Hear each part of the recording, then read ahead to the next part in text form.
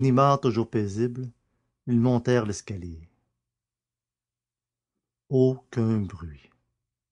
Rien de suspect. Que vous avais-je dit, monsieur le baron? Au fond, je n'aurais pas dû accepter. Je suis honteux. Il prit les clés et entra dans la galerie. Sur deux chaises, courbés, les bras ballants, les deux agents dormaient, Tonnerre de nom d'un chien. craignant l'inspecteur. Au même instant, le baron poussait un cri. Les tableaux! La crédence! Il balbutiait, suffoquait, la main tendue vers les places vides, vers les murs dénudés où pointaient les clous, où pendaient des cordes inutiles. Le Watteau disparut. Les Rubens enlevés. Les tapisseries décrochées. Les vitrines vidées de leurs bijoux. Mes candélabres Louis XVI! Et le chandelier du Régent! Et ma Vierge du deuxième! Il courait d'un endroit à l'autre, effaré, désespéré. Il rappelait ses prix d'achat, additionnait les pertes subies, accumulait des chiffres, tout cela pêle-mêle, en mots indistincts, en phrases inachevées. Il trépignait, il se convulsait, fou de rage et de douleur. On aurait dit un homme ruiné qui n'a plus qu'à se brûler la cervelle. Si quelque chose eût pu le consoler, c'eût été de voir la stupeur de Ganimard. Contrairement au baron, l'inspecteur ne bougeait pas à lui. Il semblait pétrifié, et d'un œil vague, il examinait les choses. Les fenêtres fermées. Les serrures des portes intactes. Pas de brèche au plafond, pas de trou au plancher. L'ordre était parfait. Tout cela avait dû s'effectuer méthodiquement, d'après un plan inexorable et logique, Arsène Lupin. Arsène Lupin. murmura-t-il, effondré. Soudain, il bondit sur les deux agents, comme si la colère enfin le secouait, et il les bouscula furieusement et les injuria. Ils ne se réveillèrent point. Diable! Fit-il. Est-ce que par hasard... Il se pencha sur eux et, tour à tour, les observa avec attention. Ils dormaient, mais d'un sommeil qui n'était pas naturel. Il dit au baron: On les a endormis. Mais qui? Eh, lui, parbleu. Ou sa bande, mais dirigée par lui. C'est un coup de sa façon. La griffe y est bien. En ce cas, je suis perdu. Rien à faire. Rien à faire. Mais c'est abominable! C'est monstrueux!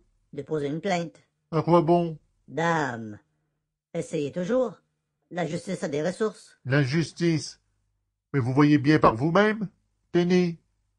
En ce moment où vous pourriez chercher un indice, découvrir quelque chose, vous ne bougez même pas. Découvrir quelque chose avec Arsène Lupin. Mais, mon cher monsieur, Arsène Lupin ne laisse jamais rien derrière lui. Il n'y a pas de hasard avec Arsène Lupin. J'en suis à me demander si ce n'est pas volontairement qu'il s'est fait arrêter par moi en Amérique. Alors, je dois renoncer à mes tableaux, à tout. Mais ce sont les perles de ma collection qu'il m'a dérobées. Je donnerai une fortune pour les retrouver. Si on ne peut rien contre lui, qui dit son prix? Ganimard le regarda fixement. Ça, c'est une parole sensée. Vous ne la retirez pas? Non, non, non. Mais pourquoi? Une idée que j'ai. Quelle idée? Nous en reparlerons si l'enquête n'aboutit pas.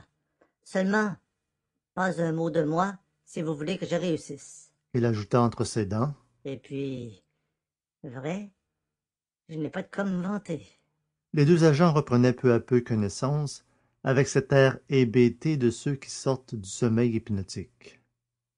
Ils ouvraient des yeux étonnés et cherchaient à comprendre.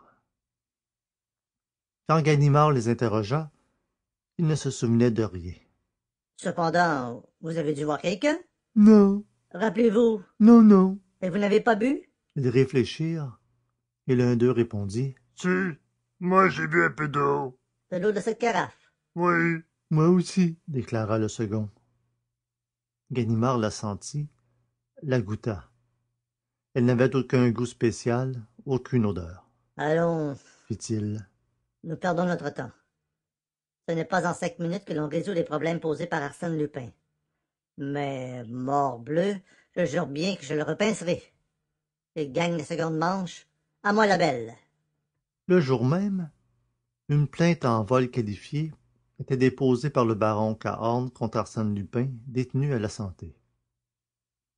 Cette plainte, le baron la regretta souvent quand il vit le Malaquis livré aux gendarmes, aux procureurs, aux juges d'instruction, aux journalistes, à tous les curieux qui s'insinuent partout où ils ne devraient pas être. L'affaire passionnait déjà l'opinion. Elle se produisait dans des conditions si particulières, le nom d'Arsène Lupin excitait à tel point les imaginations que les histoires les plus fantaisistes remplissaient les colonnes des journaux et trouvaient créance auprès du public. Mais la lettre initiale d'Arsène Lupin, que publia l'Écho de France, et nul ne sut jamais qui en avait communiqué le texte, cette lettre où le baron Cahorn était effrontément prévenu de ce qui le menaçait, causa une émotion considérable. Aussitôt, des explications fabuleuses furent proposées. On rappela l'existence des fameux souterrains. Et le parquet, influencé, poussa ses recherches dans ce sens. On fouilla le château du haut en bas. On questionna chacune des pierres.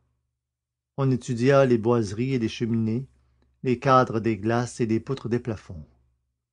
À la lueur des torches, on examina les caves immenses où les seigneurs du Malaquis entassaient jadis leurs munitions et leurs provisions. On sonda les entrailles du rocher. Ce fut vainement. On ne découvrit pas le moindre vestige de souterrain. Il n'existait point de passage secret. Soit, répondait-on de tous côtés, mais des meubles et des tableaux ne s'évanouissent pas comme des fantômes. Cela s'en va par des portes et par des fenêtres, et les gens qui s'en emparent s'introduisent et s'en vont également par des portes et des fenêtres. Quels sont ces gens? Comment se sont-ils introduits? Et comment s'en sont-ils allés? Le parquet de Rouen, convaincu de son impuissance, sollicita le secours d'agents parisiens.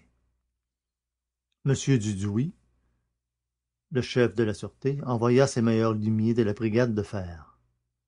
Lui-même fit un séjour de 48 heures au Malaquis. Il ne réussit pas davantage. C'est alors qu'il manda l'inspecteur Ganimard, dont il avait eu si souvent l'occasion d'apprécier les services. Ganimard écouta silencieusement les instructions de son supérieur, puis, hochant la tête, il prononça: « Je crois que l'on fait fausse route en s'obstinant à fouiller le château. La solution est ailleurs. »« Et où donc? » »« Auprès d'Arsène Lupin. »« Auprès d'Arsène Lupin. Supposez cela, c'est admettre son intervention. »« Je l'admets. Bien plus, je la considère comme certaine. »« Voyons, Ganimard, c'est absurde. Arsène Lupin est en prison. »« Arsène Lupin est en prison, soit. Il est surveillé, je vous l'accorde. Mais il aurait les fers aux pieds, les cordes aux poignets et un bâillon sur la bouche, que je ne changerais pas d'avis. »« Et pourquoi cette obstination? » »« Parce que seul Arsène Lupin est de taille à combiner une machination de cette envergure et à la combiner de telle façon qu'elle réussisse. Comme elle a réussi. »« Des mots, Ganimard. » »« Ils sont des réalités. Mais voilà qu'on ne cherche pas de souterrain, de pierres tournant sur un pivot et autres balivernes de ce calibre. Notre individu n'emploie pas des procédés aussi vieux jeu. Il est d'aujourd'hui, ou plutôt de demain. »« Et vous concluez? » »« Je conclus en vous demandant nettement l'autorisation de passer 1 heure avec lui. »« Dans sa cellule? » »« Oui. Au retour d'Amérique, nous avons entretenu, pendant la traversée, d'excellents rapports, et j'ose dire qu'il a quelque sympathie pour celui qui a su l'arrêter. S'il peut me renseigner sans se compromettre, il n'hésitera pas à m'éviter un voyage inutile. Il était un peu plus de midi lorsque Ganimard fut introduit dans la cellule d'Arsène Lupin. Celui-ci, étendu sur son lit, leva la tête et poussa un cri de joie. « Ah ça, c'est une vraie surprise, ce cher Ganimard ici. » Lui-même. « Je désirais bien des choses dans la retraite que j'ai choisie, mais aucune plus passionnément que de t'y recevoir. » »« Trop aimable. »« Mais non, je professe pour toi la plus vive estime. » »« J'en suis fier. » »« Je l'ai toujours prétendu. Ganimard est notre meilleur détective. Il vaut presque, tu vois que je suis franc, il vaut presque Sherlock Holmes.